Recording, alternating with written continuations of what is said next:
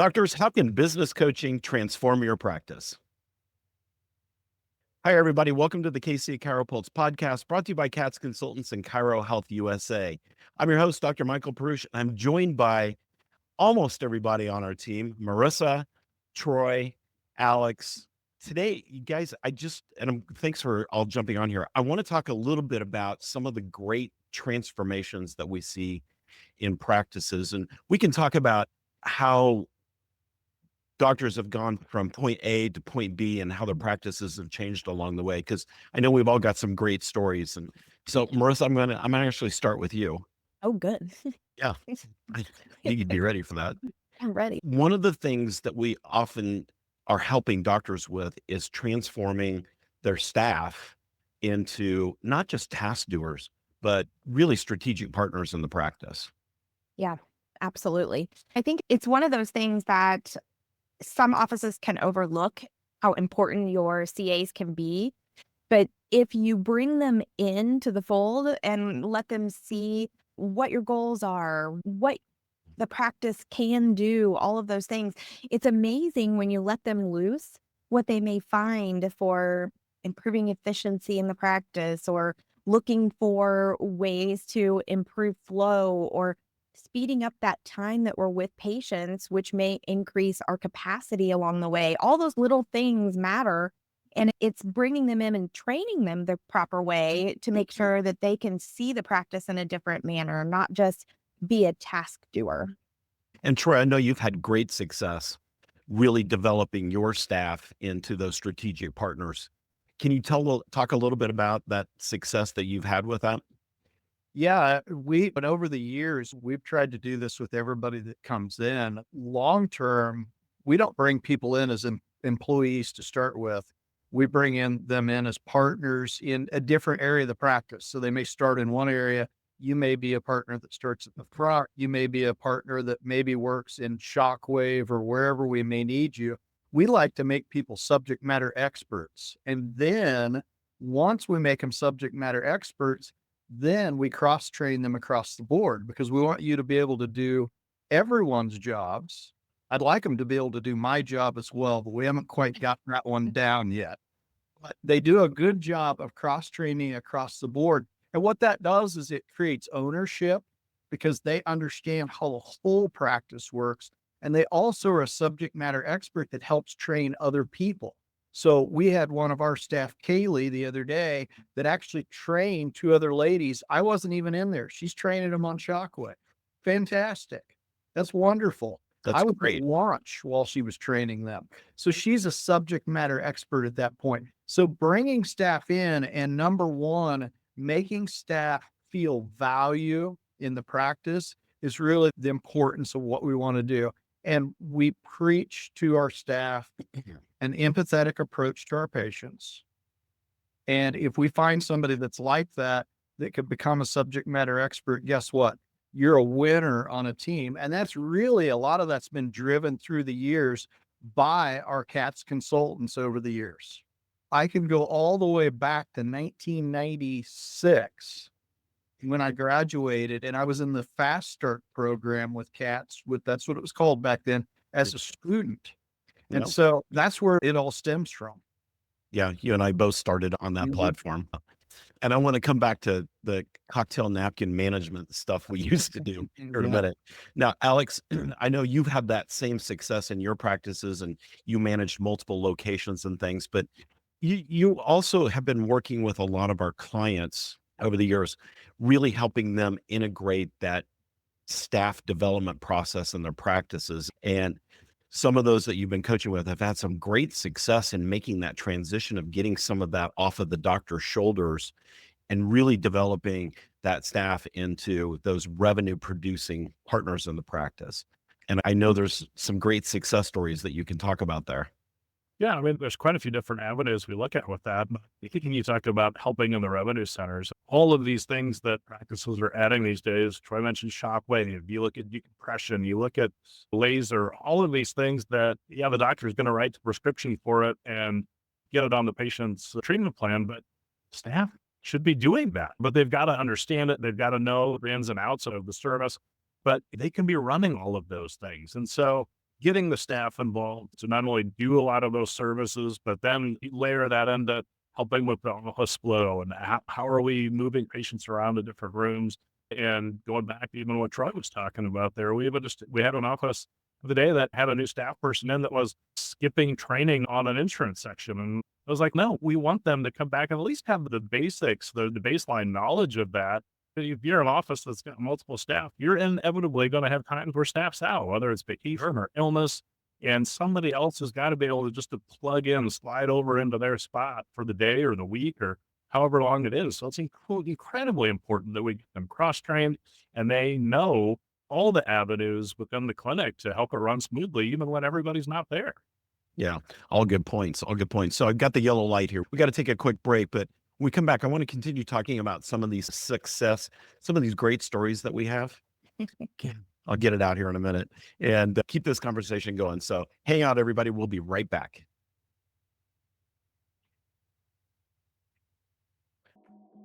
In today's economy, every dollar counts. Families are facing tough choices, having to reconsider what was once essential to them. But when it comes to healthcare, no one should have to compromise on their well-being because of financial constraints. That's where Kyra Health USA steps in, the solution for your practice. We understand the financial pressures families are under, whether they're insured, on Medicare, or paying out of pocket for treatment. By offering discounts on care, you can ensure that your patients can still afford the treatment they need. At Kyra Health USA, we're committed to making sure no family has to sacrifice their health due to financial hardship. We'll work with you to create a game plan that keeps your waiting room full and your practice thriving. And here's the best part. Offering affordable care not only benefits your patients, but also positively impacts your bottom line. So why wait? Join Kyra Health USA today and join the ranks of the most successful practices. Because when you put your patients first, everyone wins.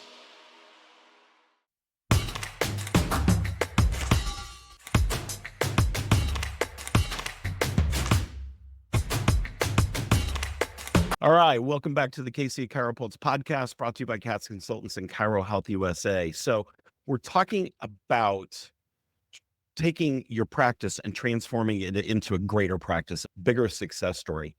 And I want to talk a little bit for just a second, just about our approach, our philosophy behind that, and how we believe that to run a great practice, it's not just about getting great patient outcomes. It's not just about having the right tools in your practice. It's as much about managing your business as an entrepreneur as anything. And so that's what we bring to the table. We bring that dynamic, innovative approach to managing your practice from the business standpoint. And a lot of that, I'm going to get to it. A lot of that starts with the numbers because the numbers never lie to you. So we help a lot of our practices really track that statistical aspect of the practice. And so I want to talk a little bit how and why that is so important. Marisa, I know you really ingratiate staff into understanding the stats of the practice and really tracking those on a daily basis. I think it's really important for ACE to understand the numbers of the practice and the basic numbers, at least. We're not getting into some of the more in-depth things probably, but understanding how to track those things, how they play into what's happening with the practice, being able to look ahead on schedules and predict what's going to happen with the practice. All of those things play into really being successful. So we have to make sure that our employees also understand what those numbers mean. So a lot of those numbers can fall back to what's happening when people drop out. Do we need more training around certain areas? There may be retention factors that are really noticeable in our numbers. And so if they understand what to look for, then they can also help the doctor run a more successful practice and keep people under care longer. Yeah, you mentioned things like retention. Those are hugely important, but if you're not tracking it, you'll never see it because so many patients just sneak away from the practice. And docs, Troy and Alex, you both know the importance of digging deep into the stats. And our profession has a tendency to run across the surface of the statistics of a practice. It's commonplace to look at services and collections and new patients and patient visits and develop these arbitrary numbers like PVA. And Troy and I have broken that one down many times, but Hate that number. because it makes no sense. So we're really not tracking the deep numbers in the practice and seeing if it's growing. Are our retention rates good or bad? Are we turning a profit? That's a big one. We see those kind of things all the time. And so when we're looking at a client's stats, let's talk a little bit about how we're using those black and white numbers to help them grow their practice. I know one of the things that we track is the unique patient visit number. And we all hear when we go to conventions and things, we hear doctors saying, oh, I see this many patient visits, or I see this many new patients, but that doesn't really mean anything. Is the practice growing? If you tell me you're seeing 45 new patients a month, that doesn't tell me if your practice is growing. So we're always looking at how's it growing. Yeah. I mean, if you got 45 new patients, but you lost 30 of them out the door, Yeah. it doesn't matter. You know? Yeah, we always have to be looking at those kind of things and making sure that we know what the dropout rates are and that we're bringing in enough new patients to, at a bare minimum, cover that dropout component so that we're at least keeping the practice level. And if it seems like some of the stuff's a bit overwhelming, if you're listening to us for the first time and you're like, wow, this sounds comprehensive, but I don't have time to understand all that. That's where we come into play. Your job is to provide the numbers. And the problem that most clients that we've seen in the past, when they don't know their numbers, it's almost a head in the sand approach. It's if I don't write my numbers down, I don't have to deal with the consequences of what happens when my numbers aren't good, or what happens as a result of this number not being where it should be. And so I'm not really sure about where my numbers should be, but I'm pretty sure that they're not where I'd like them to be. So I'm just going to stick my head in the sand and I'm just not going to do any numbers. And we'll bring people in and go, listen, if you actually look at these numbers, yes, it's a little bit revealing. It's kind of like the emperor has no clothes, right? It's a little bit revealing when you first do, but you will become addicted to stats once you start looking at how we minutely look at it. It's almost like when I go into a practice, there's two different things. One, I want to know what all the stats look like. And number two, I want to dissect your practice from inside out. In other words, I'd like to walk into your waiting room and sit down and sit there for about 15 minutes and observe every little detail about your practice. I like to start small and work up to the big. And that's how we do with the numbers. I think it's a fantastic approach that allows you to say, you know what? Here's where the problem is. It's almost like golf instruction. There's a million videos on YouTube about how to swing a golf club, but there's also a million ways to swing a golf club. And so there's no real right answer. In the fact of statistics, there is a right answer. We can look at the numbers and we can go minutely. If you change this factor, your practice is going to grow. Yeah. It's so cool. And, Well- and that, go ahead, Marisa. I was just going to say, we look at a lot of times statistics to look for, okay, is there anything we can improve? But Alex is getting ready to open another practice and he's looking at projecting and looking at numbers a different way. It's how can I set goals for myself and what that's going to look like when I open my doors. Yeah. Well, the important part of understanding your numbers and looking at them routinely is if you go long enough without looking at them, you become reactionary rather than proactive. And so you've already developed a cash flow issue, a patient, but you're in a dire need by the time, if you're not looking at these every month and regularly, that you're trying to react to a problem that's already there. Where once you get that stable and you can get on top of it, you can see something coming before it's a problem in your cash flow or in a debt issue, or you're prepared for a problem when it arises versus waiting until after the fact. And so it just saves you so many headaches in the office when you're paying attention to it. Yeah, very much. And we hear from a lot of doctors, and one of you already said this, but they don't track a lot of their stats, or they just track the simple things. So this is one of the things that we're doing behind the scenes. And this is one of the great things about coaching is behind the scenes. We're not only analyzing your stats, but we're trending them. What does that mean? That lets us see by charts, we can see the direction your practice is going in different areas. We can see if your fee strategy is off. And that probably just blew a whole bunch of doctors' minds right there, because we have a tendency to just set our fees arbitrarily or based on what somebody else in the market is doing, and that's nothing but a race to the bottom. So we can go in and look at your stats and see if your fee strategy is right or not, and then analyze your fee strategy to figure out a new one. And it's amazing how doctors turn the corner on profitability when we do that. Troy, were you going to say something? I was just going to say, for those of you that don't understand about trending, think of it this way. When you look at a market analysis and you look at a stock and you just look at the last month and it's, man, this thing's really going up. And then you go back and you look at the 5-year average and you realize that it's this little tiny spot, this little tiny blip on the chart for the 5-year. And it's, oh, yeah, that's not really the whole picture. And that's how we look at things sometimes. We look at things 1 month at a time. And we've talked about this before. Rather than looking at a continuum, you're looking at it for the month. Oh my gosh, I've got a bad day or a bad couple days in this month. This is going to ruin my whole month. If you're looking at it from a standpoint of the whole year, or you're looking at it quarterly, or you're looking at, I look at both monthly, quarterly, and yearly when I look at it. And you know what? I have such a fresh perspective on my practice. It's so exciting every day when I look at it. And I look at my stats on the regular. Literally, we look at our stats we glance at them every day. Sure. We analyze them about once a week.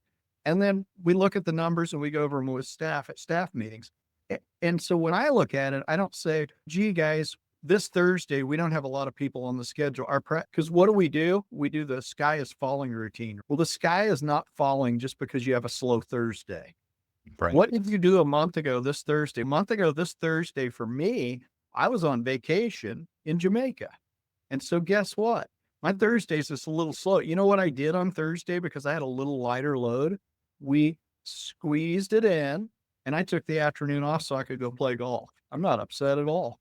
I was going to make a joke about golfing, but it was actually true.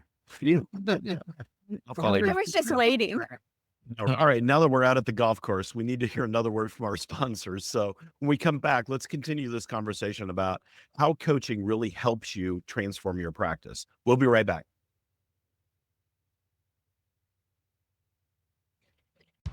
Pat's Chiropractic Consultants, your partner in chiropractic success.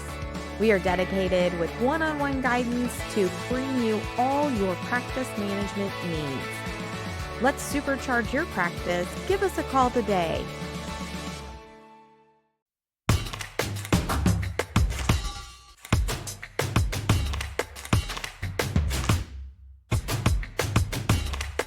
All right, welcome back to the KC CHIROpulse Podcast. We are talking about transforming practices through coaching and really what happens when you have a good coach and some of the success stories that we see with practices. And there's a lot of different areas that we can go. We were just talking about stats and pricing strategies and those kind of things. The other thing that we see is doctors not getting a good ROI on pieces of equipment that they buy, on their marketing and those kind of things. And sometimes we'll ask them, what kind of return did you get on that marketing program? I don't really know. You're asking us if you should continue it. If we don't know the ROI, then we've got a little bit of a problem in trying to make a decision. That's what good coaching does, is it helps you track a lot of those little pieces to the practice that are so important. And we all see this. We see doctors get this idea in their head that, hey, I'm going to go out and I'm going to buy a new laser and it's going to completely transform my practice and bring in all this cash flow. And within 3 or 4 months, they're hanging towels from it. So let's talk a little bit about how we help doctors get off that hump to really get it into play. First, we attach an electronic device that will deliver a really strong shock to you if you buy a piece of equipment and you haven't called us first to ask if it's a good idea. Just kidding. But we do try to That's stay not a bad idea. in contact with you. And we do want to talk about purchases before you make them so we can help you analyze this. The other thing is when it comes to marketing, who are you trying to market? Are you trying to market the Gen X people and you're doing it on Facebook? Guess what? Only 17% of Gen Xers are even on Facebook. So you might be wasting your marketing dollars if you're trying to market Gen X. So there are so many minute details that we can help you with from a coaching standpoint, because this is what we do and we do it all the time. Rather than you spinning your wheels in the mud for months trying to figure out how you should market, or, gee, how do I know if I should buy this piece of equipment? A good way to do it is on your coaching call, ask. Really simple. And we can help you with those things. I think it's really important to have an accountability partner. And I can tell you that I asked those same questions before I bought a piece of equipment. I went to a couple of different accountability partners, one of them being my spouse, because she's really good with numbers. And I'm really good with, I'm literally like a bass in a lake. I see a shiny lure and I'm all over it. I'm like, boom, what? That's where that was going. Who cares what it costs? That's going to look so cool in my office. And so I have accountability partners, because you know what? You know why I do that? Because I made the mistake early on in practice of not listening to my coaches. Gee, imagine that. And you know what? They told me not to buy a piece of equipment, and it cost me about 60 grand. And you know what my return on investment was? Zippo. Zero. And I worked the crap out of it for months trying to make this thing work. And I'm not going to talk about what product it was or whatever, but it was a very heavily marketed product that looked really cool to chiropractors, and it was going to get you in the door with all these people. And it did. I worked it hard. I don't think there was anybody that worked it harder than I did, and it just wasn't. So guess what? And you know what? My coach at the time told me, Troy, I think you're a little overextended right now with your time and your money. I don't think you should do it. So what did I do? Yeah, I did it. So yeah, I made that mistake. We're trying to help you not make the mistakes. We're like parents. We help you stop making the mistakes that we've already made, right? We can't always stop you. I wish I could put a shock collar on you. Hope they listen better than my kids do sometimes. So it's some of that. But I think sometimes it's one of the issues that doctors you tend to forget about is just if you're looking at equipment or service add-in, it's got to fit your philosophy. You've got to be all bought into the benefits that covers everything of that service in order to prescribe it to your patients. Well, yeah, you can buy her the big shiny piece of equipment, but if you're not bought into how it works and what it can help, it sits there. Or you very lightly prescribe it. And again, you're spending a big chunk of money every month on this thing, but you're not getting the return on it. Or they haven't analyzed the pricing versus a cheaper option of a similar thing. And how much of that do I have to do for how long just to even break even on? Yeah. And actually do the analysis. And then once you do bring it in, how are you going to communicate it to patients? How are you going to look for the opportunities to utilize it? How are you going to price it? Can you sell it at that price? I know everybody hates that word, but can you sell it at that price? We're constantly helping doctors not only analyze those kind of things, but helping to teach and educate their staff on how to be able to communicate and how to watch for the people in your practice who can utilize that service. That was exactly where I was going to go. It's important then to have buy-in from your employees as well. So your CAs and your staff are who's going to actually be utilizing that piece of equipment. You may be training someone else to run it. Do they have buy-in on the benefits of it? Do they understand all of that? Have they gone through training? Are they prepared to help you watch for the conversations that pop up from patients that come in that may need that service? So I think there's a whole nother layer there once you have identified and made sure that you can afford it and all of those kind of things. It's also having buy-in before you purchase it and talking through it with your employees to make sure they're going to actually be able to help you with this. Yes, hugely important. Unfortunately, we're also the people that when you do something stupid like I did back in the day and not listen to my coach, we're the ones that help you try to figure out how to cut that weight with the least amount of loss. It happens. And I did it. And the thing is, we're human and you doctors are human. You're smart individuals that make poor decisions sometimes, just like me. And so the truth of the matter is sometimes we have to help you cut weight because sometimes you come to us and say, hey, I'm leveraged to the hilt. I've already got a second mortgage on my house and I maybe got 90 days before my practice closes unless somebody can help me. And we have to figure out how to help you cut weight. That doesn't always happen. A lot of people are coming to us going, I want to grow. or I just want to be a better practice. And I think I'm tired of just being vanilla and feeling yucky every day. We get all kinds of practices come to us, but those emergency 911 ones, we have to know how to help you cut weight quick. Yep, sometimes. Yeah. And you brought up a good point, Troy.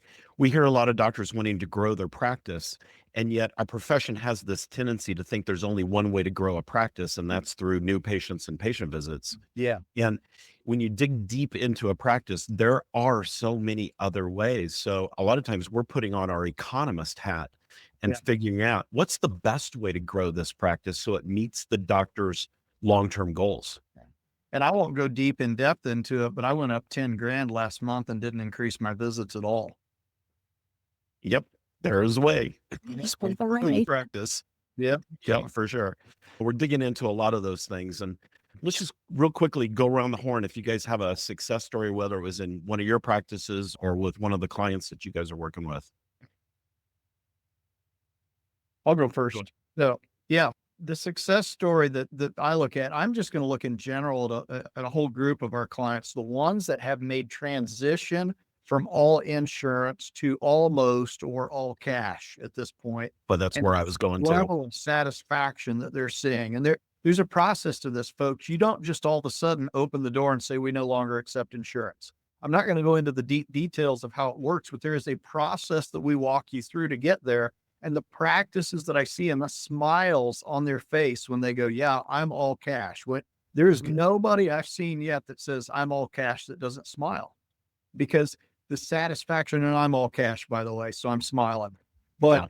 the satisfaction in that is fantastic. And seeing our clients when they free themselves from the insurance model is what drives me a little bit. I get excited when somebody wants to do that. So for me, I love those success stories. And the other ones I love to see is when somebody does come to us and they're in desperate need. And honestly, I don't think they even believe that we can help them, but they're just looking for somebody. And when they walk out the other side of it and the cloud's clear, those are the other success stories that I really like, because somebody that should be a healer and helping people in their practices still gets to do it. And that's a big thing. Alex. Three or four right now that come to mind that we can easily go through. Really two very, in all intents and purposes, large successful clinics. But when you dove deep into the numbers, they were submitting everything to insurance and just had a little bit of the amount that was coming in off what was billed just wasn't adding up. And It created some weakness. That good mix of insurance and cash for these offices that wanted to stay in the insurance market, but there were so many of the services they were doing that just weren't insurance billable. And getting those cleaned up, getting those things cleaned up into a cash service, cleaning up some other procedures at the front, and all of a sudden the cash flow we're setting some new highs in the clinic with collections. And that starts to create, again, real excitement within the staff. The staff is being more efficient. They're working less hard, and they're seeing the results within that. And that kind of thing is, yes, we all love going to cash and certainly getting off of that. I know I'm getting ready to do that with the new office and not deal on the insurance front. But those offices that are staying in that insurance realm, there is still a large portion of services or things that you can and probably shouldn't be doing as cash, that you're just beating your head against the door on right now, that we can help clean up. And oh my gosh, it makes such a difference in those. But already we have seen huge increases over the last year's numbers at this time. And it's been great to see. And they're obviously loving it. Yeah, it's huge. Marisa, anything to add? Yeah, I always find it fun to see the employees that step up as real loyalty and driven individuals that can really help the practice. So I get the opportunity to talk to a lot of the different members of all the teams that we've got that we work with, and it's really fun to see them succeed. I just watched 2 this week finish their CA certifications, and they were so excited about that, and taking some of those nuggets and that knowledge that they learned and being able to now implement that into practice and talk to their doctor owners about maybe some things that need to be changed or upgraded, or maybe bring technology into the mix just a little bit to help them be more efficient and those kind of things. So it's fun to see on my side, I get to see some of the staff members really explode and become that strategic partner that we were talking about. So that's always fun for me. Yeah. Yeah. And we have so many success stories that we could talk about. I'll give one. It's almost a case study, just real quick, and then we're out of here. But this is a practice that was 100% insurance. And by following the steps and procedures that we helped them put in place, they went from 100% insurance to 100% cash. And they did it in a fairly quick amount of time. And they're already 20% more profitable. And they're having a ball. And they were ready to quit practice before. So there's great success stories out there like that. So just keep in mind, everybody out there, we're not trying to necessarily toot our horn, but coaching has value to it. So find a coach, find a mentor, find somebody that's got the tools and understanding and the business acumen that can help you run your business so that your practice can be successful. The two have to work together. Guys, thank you very much for being on here today. Appreciate you taking out a little bit of time to jump on the podcast. Anything else to add here at the end? No, just go subscribe and share and all of those fun things. We appreciate all of our listeners. Yep. And go check us out at katzconsultants.com and see all the great things that we're doing for clients. So we appreciate you tuning in. We'll see you next time. See ya.